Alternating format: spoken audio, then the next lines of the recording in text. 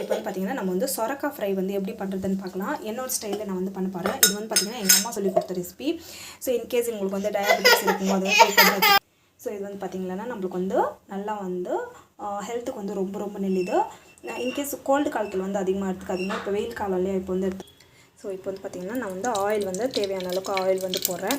Maximum வந்து பார்த்திங்கன்னா oil வந்து கொஞ்சம் கம்மி பண்ணிக்கிறது ரொம்ப நல்லது. ஸோ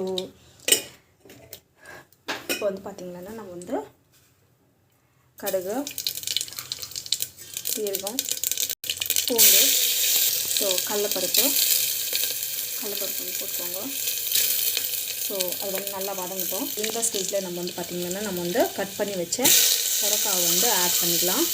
ஸோ இது வந்து பார்த்திங்கன்னா ரைஸுக்கு, சப்பாத்திக்கு எல்லாமே நல்லாயிருக்கும். நான் வந்து சப்பாத்திக்கு தான் எடுத்துக்கிட்டு இது வந்து பார்த்திங்கன்னா நம்ம வந்து பெருங்காய பொடி வந்து ஆட் பண்ணியிருக்கோம். ஸோ உப்பு வந்து தேவையான அளவுக்கு உப்பு வந்து ஆட் பண்ணிட்டோம். பெருங்காய பொடி, உப்பு எல்லாத்தையும் வந்து ஆட் பண்ணிட்டோம். ஸோ இப்போ வந்து பார்த்திங்கன்னா நல்லா வந்து வதக்கிட்டுக்கோங்க. ஸோ தேவையான அளவுக்கு வந்து பார்த்திங்கன்னா மிளகாத்தூள் வந்து ஆட் பண்ணிக்கோங்க. ஸோ இது வந்து பார்த்திங்கன்னா தண்ணி வந்து விட்டுடலாம். தண்ணி விட்டுட்டு நெக்ஸ்ட் வந்து பார்த்திங்கன்னா நல்லா வந்து கொதிக்கணும்.